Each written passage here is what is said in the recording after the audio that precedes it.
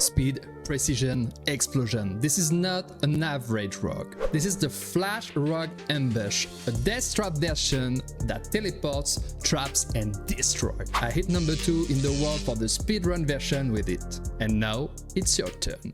The Death Trap Flash Rogue is a teleporting assassin. You will melt everything with style. Destroy bosses, melt hordes, pits and every content in the game. Dash, shadow step, concealment.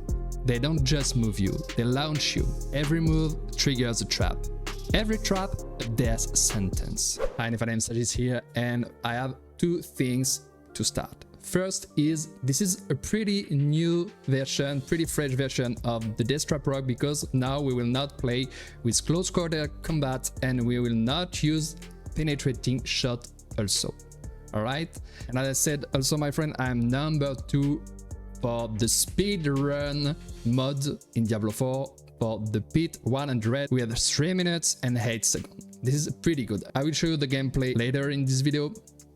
You got all you need to know in my planner on Mobalytics. Don't forget to put my profile in your favorite. You will have a ton of build and you have my Death Trap Rogue just right here. Alright, so if you like triad and if you like this kind of content, don't forget to like and subscribe. I will appreciate a lot. Thank you, my friend.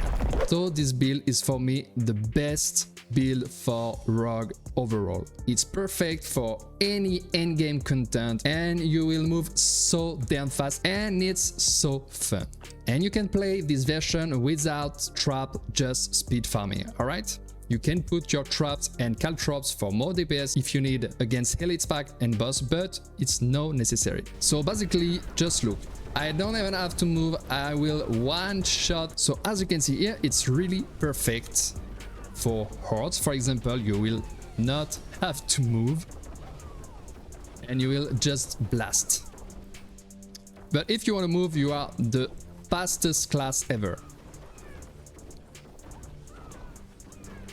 As you can see here, I can move so damn fast.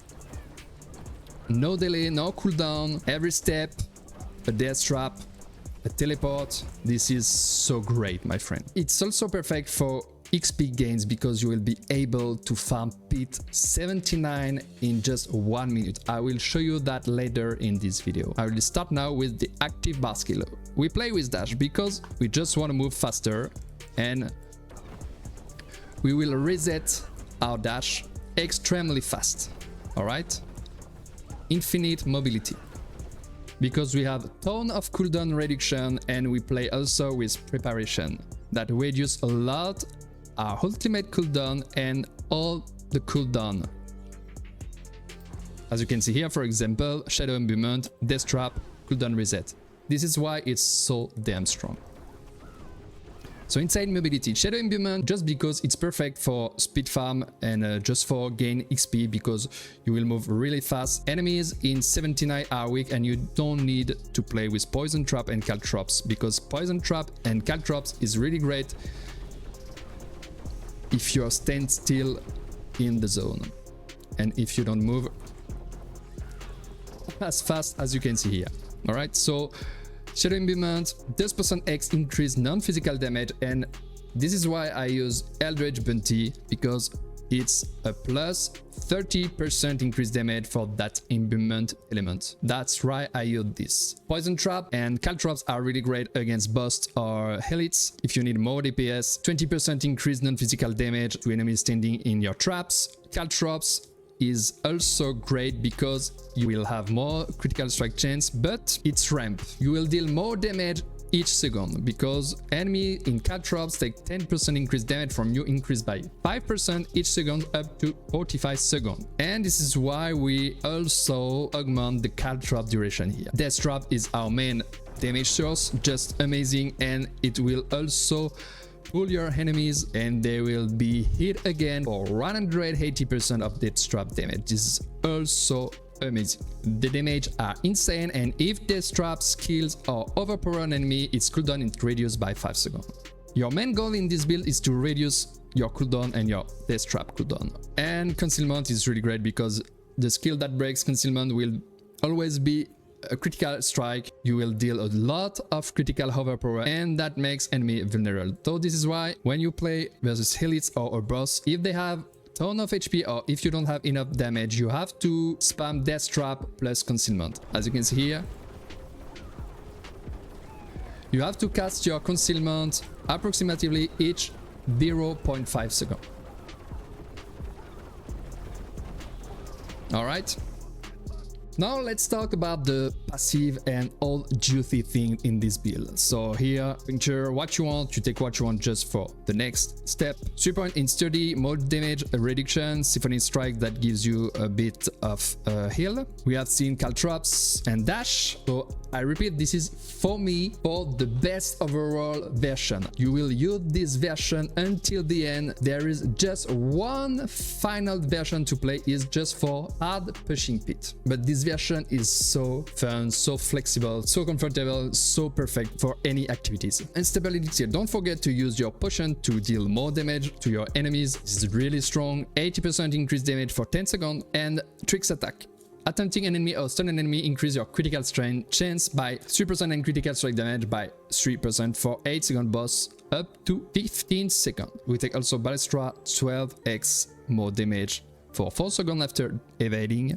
And this is why also Unstable Elixir and Tricks Attack are more powerful when you have around new enemies, and the perfect case scenario is when you have 5 enemies. Concealment, I just explained before. Mending Obscurity, more health source. The classical exploit plus Malice, you deal 24 increased damage to healthy and injured enemy, and Malice, you deal 9% increased damage to vulnerable enemy and 9% increased damage to knockdown enemies. These bonuses can apply simultaneously. I just take 1 point in Shadow Crash to have a chance to stun with Lucky Hit. With the shadow damage, shadow movement I explained also just before. 3 point in Deadeye, you deal more damage to distant enemies. 1 point in Deadly Venom for have alchemical advantage. This is really strong. Dealing poison damage will increase your attack speed and your lucky chance by 3% for 8 seconds up to 15 seconds. So this fits perfectly with the poison trap. For speed farm version I use Impetus because after moving 15 meters your next core or ultimate skill and Death Trap will be a core skill. This is really strong because as you can see here, I got 25 ranks of Death Trap. With Impetus you will deal 24% increased damage. Trap Mastery, more critical strike damage after a trap skill activates. Alchemist Fortune, the non-physical damage you deal has 15% increase of lucky chance. And to down, really strong ultimate skill deal 45% increased damage. So Death Trap is a core skill, but it's also the ultimate skill. And second win, just every 100 energy spent grants 40% of max life and a barrier. So this is pretty good. And finally, the most important passive here, the ultimate passive, Exposure. Dealing damage to enemy affected by trap skill has up to a 40% chance to first reduce the active cooldown of your trap skill by 30% and increase your trap skill damage by 10% for 10 seconds, taking up to 100%. So it will help you a lot to reduce your cooldown of your trap skill, and you will also deal a ton of damage. Alright, now let's talk about specialization. We are just using preparation because I explained you just before. Spend 75 energy will reduce your ultimate skill cooldown by 5 seconds and your ultimate skill reset other cooldown. This is really fucking strong, my friend, and grants you also damage reduction. Just look, for example, my poison trap. I'm on cooldown, I'm on cooldown here. Death trap, no cooldown reset. And while you are spending energy, you will reduce also your Death Trap cooldown. Now let's talk about boss powers. Basically, we are using Beast in the Eyes. Why? Because I forget to explain also, because we play with Frigid Finesse and it's an amazing multiplier when you shield your enemies and when they're also frozen. 15% increased damage to shield enemies and 30 against frozen enemies. So this is why we are using Beast in the Eyes. After casting 3 skill which apply rock control, stagger fate, shoot a slit spike that deals pretty good damage and also freeze enemy for 2 seconds, and this will activate your Frigid Finesse. Then we play with Belial Ice Beam in a secondary power. Activating your main bow power grants stealth for 2 seconds, and after entering stealth you will deal 30% increase overpower damage. So this is really great. As I said, it's full of overpower damage, this build, so this is really good. Harbinger of Arc traits, volley. So the first point here is not really important, but activating your main boss power grants 30% increased vulnerable damage for 5 seconds. And finally, Cinera's Flame, you gain 5% increased damage to all elements. So more damage because we have poison, we have shadow, and for each 1% of element resistance from bonus, gain 0.2% X increased damage for that element, up to maximum, as I said, of 25%. And now, my friend, let's talk about runes and gems. For the runes, we have different possibilities. For the best setup possible overall, if you want to maximize your damage, you will play with Xan, because your next attack will cause your hit to be a guaranteed critical strike and overpower for 0.35 seconds. And Xan is just when you cast an ultimate kill that gives you 150 offering. And in this version, I really like Pogcha.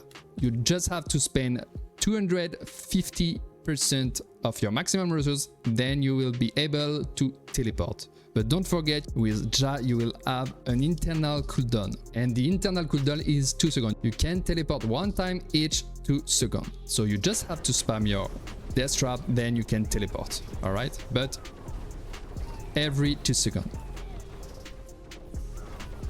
If you do this under 2 seconds, you will just make a normal dodge. Alright?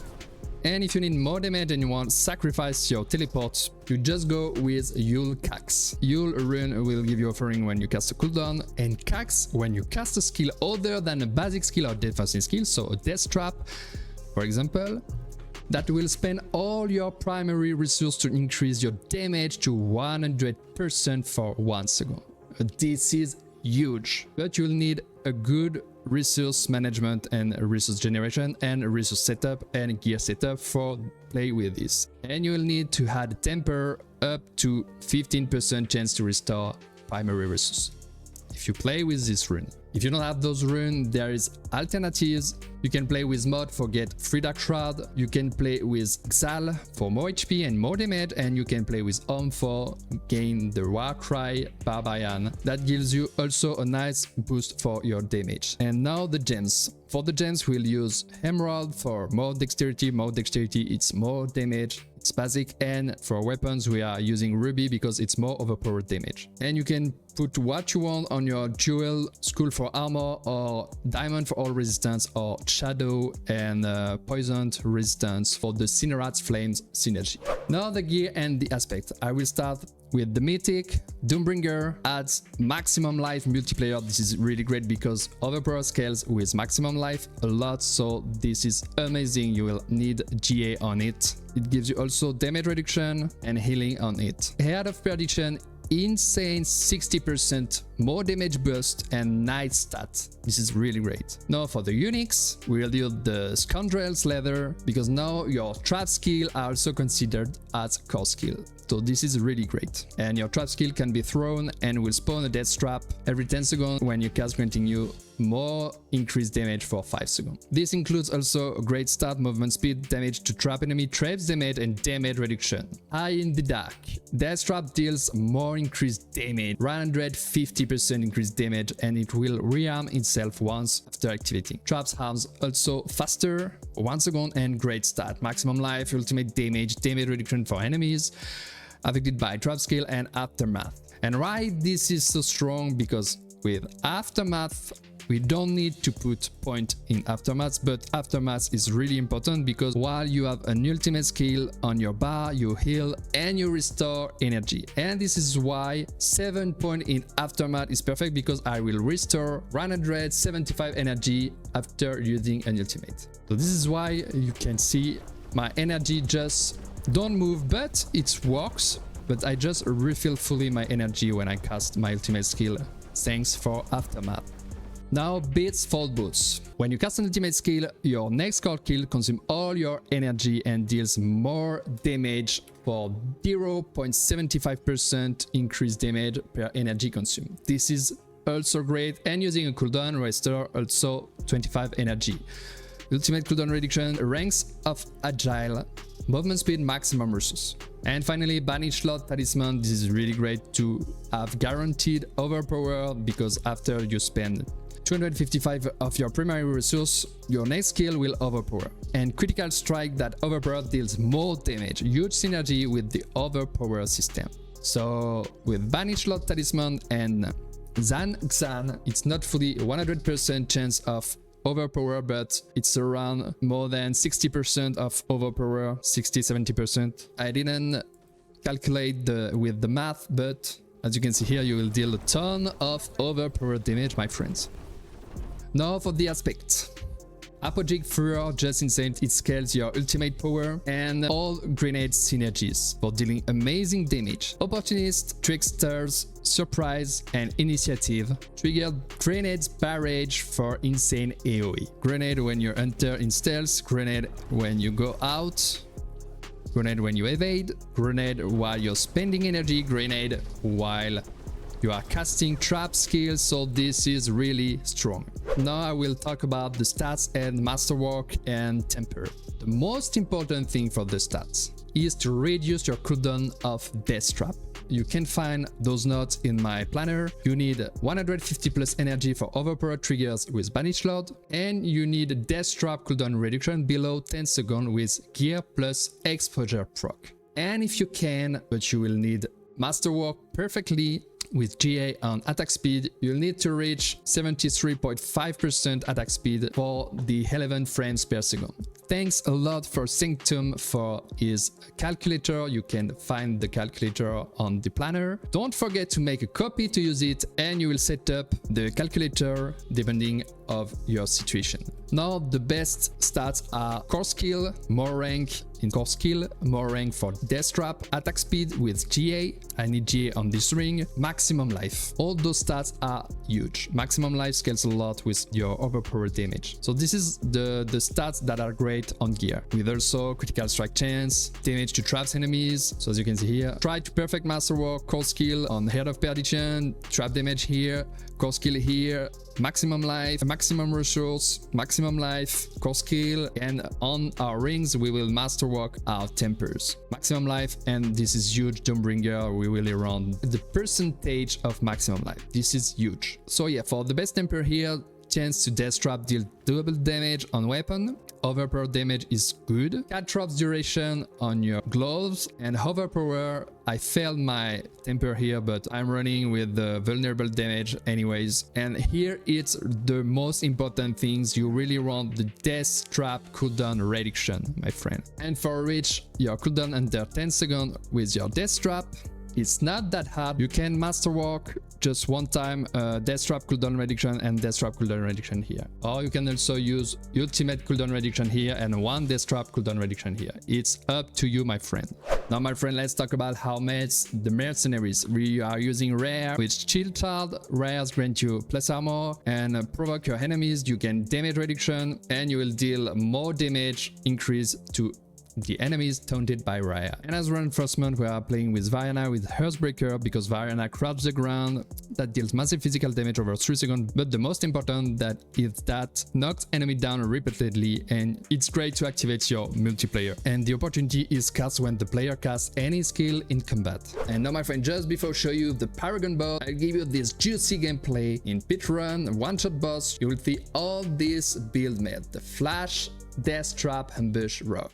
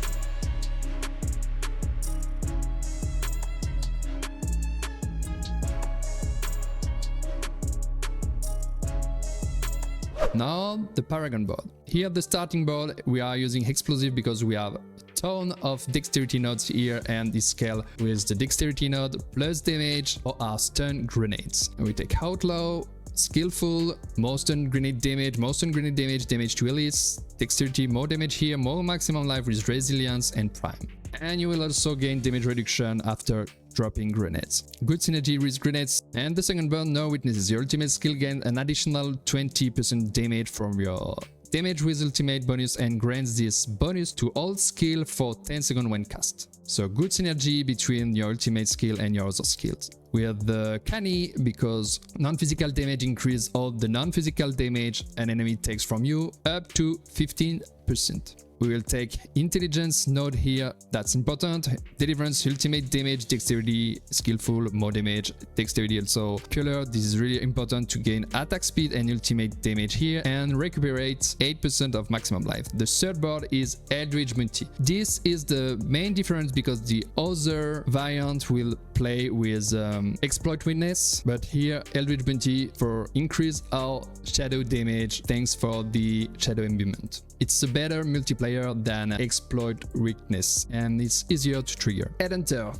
plus 100% bonus to all normal node hits, so we want dexterity plus 10 dexterity everywhere and increased damage to elite enemies. Maximum life with restorative, maximum non-physical damage with ready supply, resistance to all elements, damage reduction with sufficient resilience, potent, more imbued damage, but it's also for the dexterity, concoction, non-physical damage. The fourth board is Deadly Ambush. You deal 30% increase critical strike damage to enemies affected by your trap skills, so this is why poison trap and caltrops are huge multipliers. Plus 20% of damage, plus 45% of damage, and it activates plus 30% increase critical strike damage. We take versatility here, plus more than 300% bonus to all magic node, and we have juicy magic node here. Intelligence, damage to trap enemies, damage to trap enemies, and critical strike damage, so this is huge at this place. Then we take trap cooldown reduction, spring loaded, this is really important for the dead trap. Cunning, damage reduction from enemy affected by trap skills, it's a good node here for damage reduction, and trap damage with trapper, more trap damage around this node. And finally the last board, Dance Macabre. Casting a mobility of subterfuge skill increased your damage of your next skill by 55%. And this is why it's really important to spam your concealment the maximum you can, so it's around 0.5 seconds to activate the Dance Macabre and the guaranteed critical strike and vulnerable, plus 75% increased damage, my friend. I placed ambush here. Enemies affected by trap skill takes plus 12 damage from you. And for the other node, assassin, more damage to LC enemies, more resistance to all elements here if you need. You can remove this one if you don't need any resistance, but you are pretty immortal, so I think resistance and armor now are maybe useless. When you have a ultra high game gear, the resistance are pointless. Mobility cooldown reduction here with acrobat, and it's important for maximum life here. Alright, and finally, what are the best consumables? We take Elixir of Fortitude, more maximum life, so this is more damage. We take Queen Supremes for more dexterity, this is also more damage. Song of the Mountain if you want to reach your armor cap approximately, and Souls in Spice for more armor and resistance to all elements. So my hammer is capped here, and I have also a good amount of resistance to all elements, but as I said, now I'm immortal, my friend. Now I will give you the last tips and advice to master the gameplay. So you always want to refresh your shading movement each 8 seconds or 9 seconds for activate your multiplier and the Eldritch Bounty for more multiplier. So don't forget to refresh your shading movement each 9 seconds. If you speedrun, you can just hold the position and spam your death trap. I let my finger on the left click and I just now spam the dash. Alright? And when needed, if you need more DPS, you will also spam your concealment. And if you need again more DPS, you will put your poison trap and your caltrops, and now you will deal a ton of damage. And yeah, after your multiplayer has working Shadow Imbuement, you have your traps. Don't forget to use potion to stun your enemies and to activate unstable elixir that gives you plus 20% of damage. Alright? And potion stuns also enemies and that will activate tricks attack. So this is really important. Don't forget to use your potion in combat. And I will show you for the maximum DPS rotation. You have your Shadow Imbuement. You put your Poison Trap, triggers non-physical damage. You put your Caltrops. This ramps plus 5% of damage each second until 45% increased damage. And after, at 8-9 seconds, you refresh your Shadow Imbuement. You put your Poison Trap again and you refresh your Caltrop 1 second later. And you spam your Death Traps and Concealment in between for insane damage. As I said, don't forget to sustain your Unstable Elixir plus your Cooldown Reset for permanent Death Loop. The most common mistake I think is if you refresh, for example, I put my Caltrop, that ramps up, 5 seconds more damage, 10 seconds, 15 seconds more damage, and I will rearm my Caltrops. This is bad because you don't have to override too early. But if you wait enough time before refresh your Caltrops, it will inherit the ramped up 45% damage bonus. And now, for example, I cast my Shadow Imbuement, I put my Poison Trap, Caltrops, and I spam Death Traps plus Concealment. Don't forget to use also Unstable Elixir with your potion. I refresh my Shadow Imbuement, I refresh my Poison Trap, and I refresh now my Caltrops to keep my bonus, my 45% damage bonus. And now it's for a boss, for example, you can just refresh when you want your Poison Trap. Don't forget to refresh Shadow Imbuement, and don't forget to use potion also. And if you have a boss with ads, it's more optimal to use the Unstable Elixir with your potion when the ads spawn. This build doesn't just break the game, it redefines how you play Rogue in Season 8. Drop a like if you enjoyed the build, hit that subscribe if you want more elite content every week, and grab the full planner in the description or in the pinned comment. See you in the pit, you'll be dead before you see me.